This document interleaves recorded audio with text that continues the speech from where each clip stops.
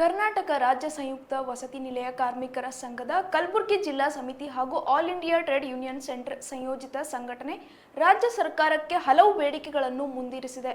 ಪ್ರಸಕ್ತ ಬಜೆಟ್ನಲ್ಲಿ ಪರಿಷ್ಕೃತ ಕನಿಷ್ಠ ವೇತನವನ್ನು ಕೂಡಲೇ ಜಾರಿಗೊಳಿಸಿ ಅದರ ಅನುದಾನವನ್ನು ಬಜೆಟ್ನಲ್ಲಿ ಮೀಸಲಿಡಬೇಕು ಎಂದು ಸಂಘ ಒತ್ತಾಯಿಸಿದೆ. ಹೊರಗುತ್ತಿಗೆ ಪದ್ಧತಿಯನ್ನು ರದ್ದುಗೊಳಿಸಿ ಕಾರ್ಮಿಕರ ಸೇವೆಯನ್ನು ಕಾಯಂ ಮಾಡಬೇಕು. ಅಲ್ಲಿವರೆಗೆ ಇಲಾಖೆಗಳಿಂದಲೇ ನೇರವಾಗಿ ವೇತನ ಪಾವತಿಸಿ ಸೇವಾ ಭದ್ರತೆ ಒದಗಿಸಬೇಕು ಎಂದು ಹೇಳಲಾಗಿದೆ. ಇದೇ ವೇಳೆ ಎಲ್ಲ ಜಿಲ್ಲೆಗಳಲ್ಲಿ ಬಹು ಉದ್ದೇಶ ಕಾರ್ಮಿಕರ ಸಹಕಾರ ಸಂಘಗಳನ್ನು ರಚಿಸಬೇಕು.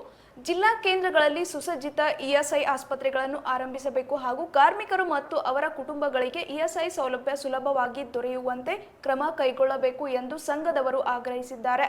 ಇದೇ ರೀತಿ ಎಲ್ಲಾ ಗುತ್ತಿಗೆ ಕಾರ್ಮಿಕರಿಗೆ ಕನಿಷ್ಠ ವೇತನವನ್ನು 36,000 ರೂಪಾಯಿ ನಿಗದಿಪಡಿಸಬೇಕು ಹಾಗೂ 2017ರ ನಂತರ ಆರಂಭಗೊಂಡ ವಸತಿ ಶಾಲೆ ಮತ್ತು ಕಾಲೇಜುಗಳಿಗೆ 11 ಜನ ಅಡಿಗೆ ಸಿಬ್ಬಂದಿಯನ್ನು ನೇಮಕ ಮಾಡಬೇಕು ಎಂದು ಸಂಘಟನೆ ಸರ್ಕಾರವನ್ನು ಆಗ್ರಹಿಸಿದೆ.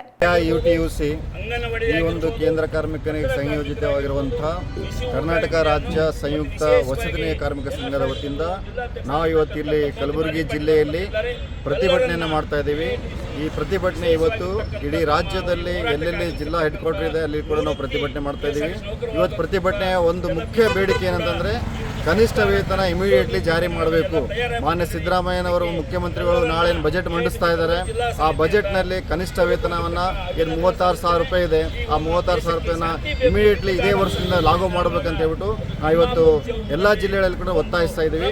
ಇವತ್ತು ನಾವು ಹಾಸ್ಟೆಲ್ ವರ್ಕರ್ಸ್ ನಾವು ನೋಡ್ತಾ ಇದ್ದೀವಿ, ಕನಿಷ್ಠ ವೇತನ ಇಲ್ಲದೆ ಅವ್ರು ಕೇವಲ 12,000, 13,000, 14,000 ರೂಪಾಯಿದಲ್ಲಿ ಅವರು ದುಡಿತಾ ಇದ್ದಾರೆ. ಆ ಒಂದು ದುಡ್ಡು ಯಾತಕ್ಕೂ ಕೂಡ ಸಾಕಾಗಲ್ಲ. ಹಾಸ್ಟೆಲ್ನಲ್ಲಿ ಬೆಳಗ್ಗೆಯಿಂದ ಸಾಯಂಕಾಲ ತನಕ ಅಡುಗೆ ಮಾಡೋ ಕೆಲಸ ಆಗಿರಲಿ ಅಥವಾ ಕ್ಲೀನಿಂಗ್ ಕೆಲಸ ಆಗಿರಲಿ, ಎಲ್ಲ ಕೆಲಸಗಳನ್ನು ವಿದ್ಯಾರ್ಥಿಗಳು ನೋಡ್ಕೊಳ್ಳುವಂಥ ಕೆಲಸಗಳನ್ನು ಇವರು ಮಾಡ್ತಾ ಇದ್ದಾರೆ ಹಾಸ್ಟೆಲ್ ವರ್ಕರ್ಸು. ಆದರೆ ಅವರಿಗೆ ಜೀವನೋಪಾಯವಾಗುವಂಥ, ಅವರಿಗೆ ಭದ್ರತೆ ಆಗುವಂಥ ಒಂದು ಅಮೌಂಟ್ ಅವ್ರಿಗೆ ಸಿಗ್ತಾ ಇಲ್ಲ.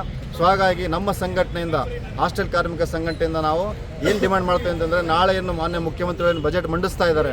ಆ ಬಜೆಟ್ನಲ್ಲಿ ಹಾಸ್ಟೆಲ್ ಅವರಿಗೆ ಕನಿಷ್ಠ ವೇತನ ಇಮಿಡಿಯೇಟ್ಲಿ ಜಾರಿ ಮಾಡಬೇಕಂತೇಳಿ ನಾವು ಕೇಳ್ಕೊತಾ ಇದ್ದೀವಿ.